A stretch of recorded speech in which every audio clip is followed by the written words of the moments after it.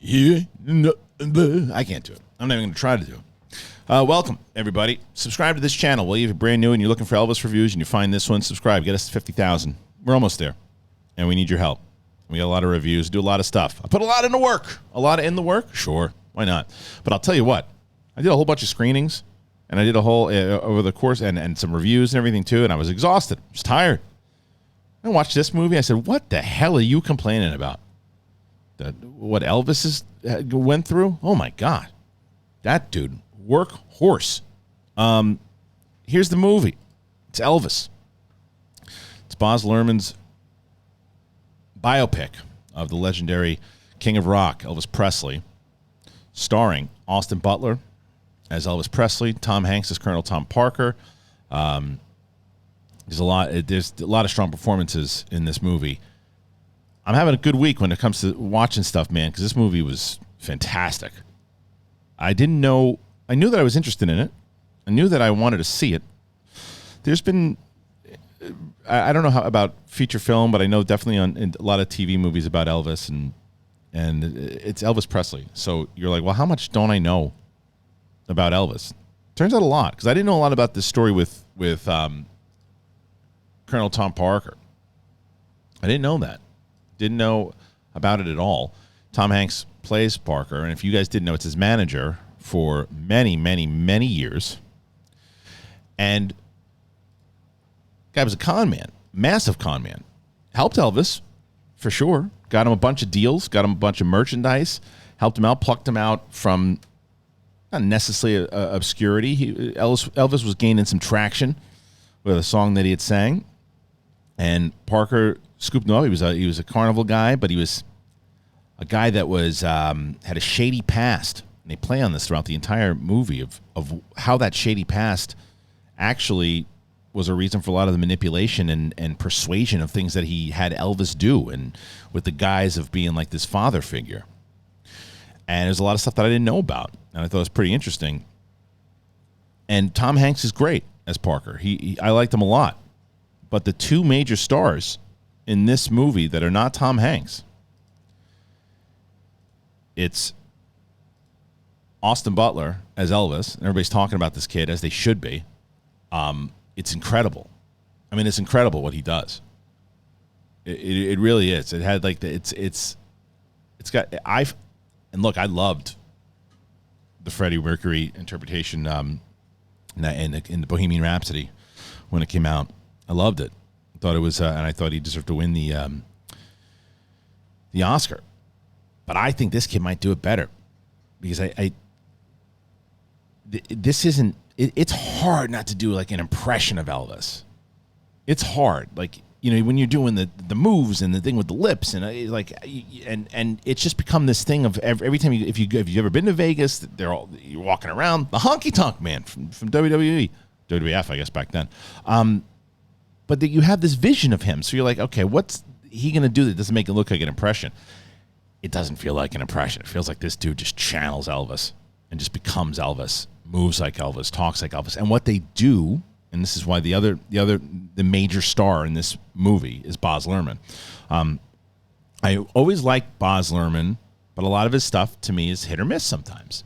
When he hits, magical stuff happens. And he takes risks a lot. I think that in like Great Gatsby, I've only seen it like once, so I don't remember. But what I do remember is in every movie that he does, he takes modern music or popular music, combines it with the period music of the time, but sometimes overpowers with the modern music, and it can be distracting. He does it really well in this movie. There are a couple of times, and there's like hip hop music that plays, and you're like, well, how the hell would that happen in 1950s? But it's in the way that he blends it in. It works. And I don't know if you've ever, first time watching it or not first time watching me, I was very skeptical of that stuff. I'm like, let's just focus on Elvis's music. It works. It works really well. And his style, sometimes a director gets into a problem where they're so known for their style and the way that they do things that their style can overpower movies. And I feel sometimes that Tim Burton does that. I feel like Baz Luhrmann can do that. I feel like there's a lot of directors that their style can overpower. I mean, even look at something like Book of Boba Fett. I feel like Robert Rodriguez's style kind of overpowered certain episodes of that show. So I was worried about that.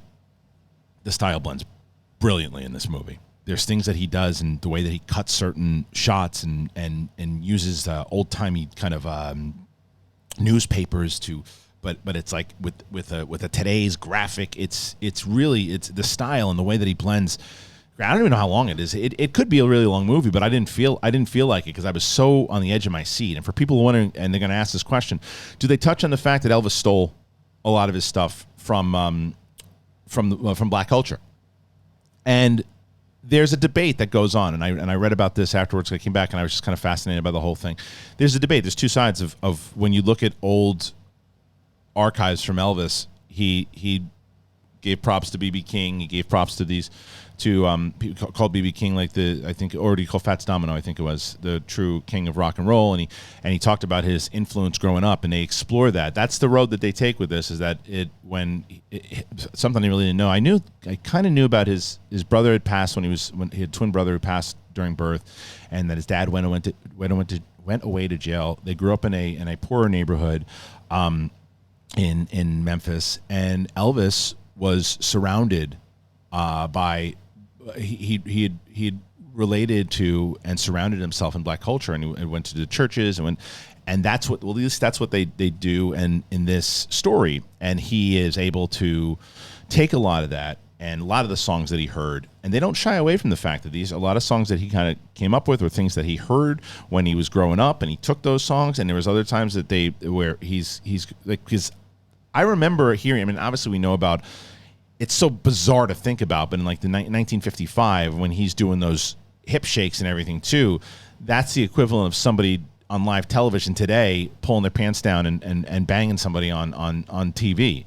And that's on regular television. That's the equivalent of that today, which is absurd when you think about it. But there was so much, and you see the problems that he had, but it really is this focus on Colonel Parker and the way that he manipulates Elvis. But at the same time, he even says it. He's the one narrating the story, that he's portrayed as the villain of this story. But in him, he doesn't feel that way, and that's a lot of the villains. I mean, look at Thanos. But anyway, there's so much in this movie that I love. I encourage everybody to go and see it, check it out, regardless of what your thought is on how Elvis made his mark. But I think that it explores the relationship with where'd that go? What happened with Priscilla? His daughter, Lisa Marie. A lot of great stuff. And this is Baz Luhrmann's best movie in a very long time. Great movie. It's a great movie. I enjoyed it very much, and I think Tom Hanks put in a performance. Austin Butler should get nominated. If he wins, I wouldn't be surprised. And Baz Luhrmann should get nominated for Best Director. I know it's a summer movie, and it's harder to have, but maybe because of the way things run now, that it's still possible. I hope it's possible. I loved this movie. 4.5 out of 5 schmoes. Loved it. You guys going to see it? You're going to check it out? Make sure, once again, brand new to the channel, subscribe, do it, like, share, do the whole thing. We're trying to build this channel up, and we need you guys' help to do that. So be a part of it. We appreciate you guys. All right, we'll see you on the flip side. See you later, Tom Parker. Peace.